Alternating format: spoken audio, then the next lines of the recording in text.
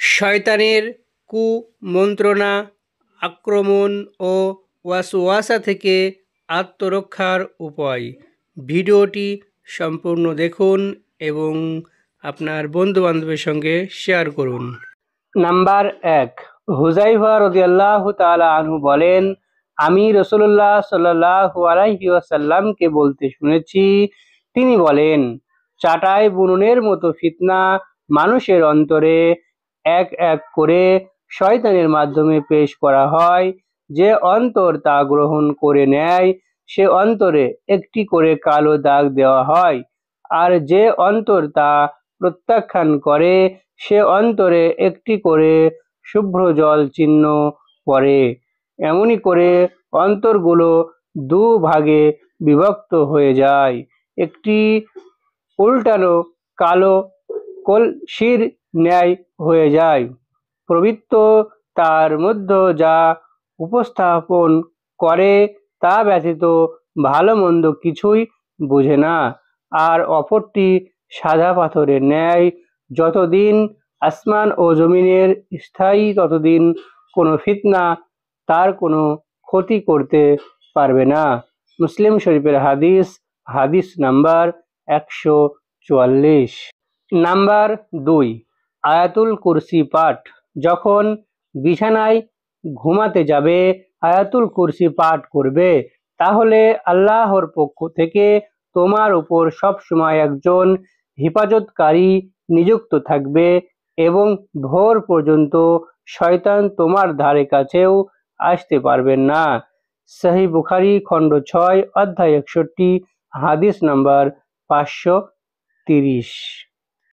3 number, খাবার পড়ে গেলে নিশ্চয় শয়তান তোমাদের সকল ভালো কাজেই উপস্থিত হয়, এমনকি খাদ্য খাওয়ার সময়েও।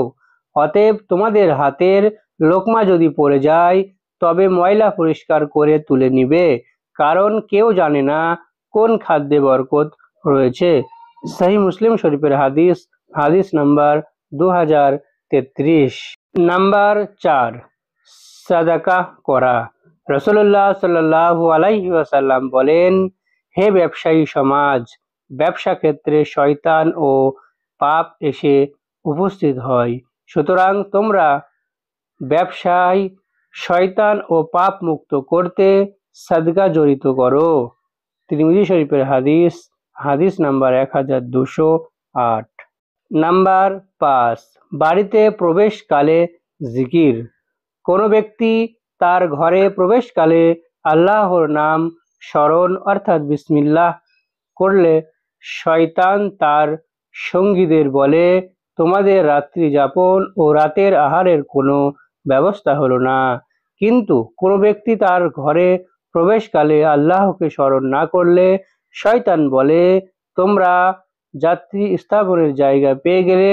সে আহারের সময় আল্লাহকে স্মরণ না করলে শয়তান বলে, তোমাদের রাতের আহারেরও শয্যা গ্রহণের ব্যবস্থা হয়ে গেল। মুসলিম শরীফের হাদিস, হাদিস নাম্বার 2018, আবু দাউদ শরীফের হাদিস, হাদিস নাম্বার 3765।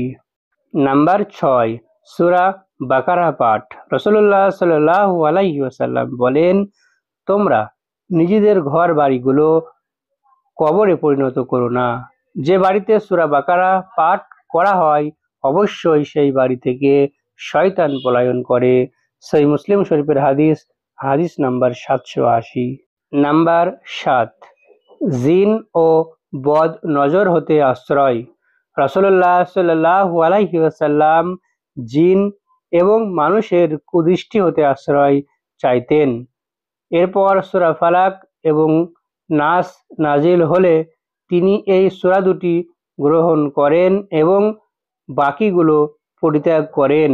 তিরমিজি শরীফের হাদিস, হাদিস নাম্বার 2058। নাম্বার 8, বাড়ি থেকে বের হওয়ার জিকির।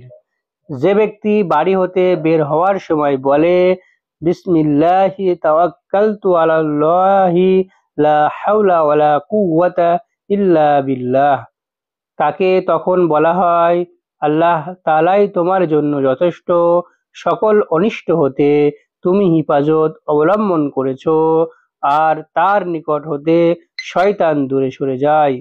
তিরমিজি শরীফের হাদিস, হাদিস নাম্বার 3426। 9 নাম্বার, মনে রাখতে হবে শয়তানের যতই শক্তি ক্ষমতা থাকুক না কেন, মুমিনের একটা ছোট দোয়াই তাকে ঘায়েল করতে যথেষ্ট। সুতরাং আমরা শয়তান থেকে বাঁচতে বেশি বেশি দোয়া করব এবং সৎ কাজে মশগুল থাকব। আল্লাহ তাআলা আমাদেরকে শয়তানের চক্রান্ত থেকে হেফাজত করুন। আমিন সুম্মা আমিন। এবং এই ভিডিওটি বেশি বেশি করে আপনার বন্ধু বান্ধবের মধ্যে শেয়ার করে দিন ইনশাআল্লাহ।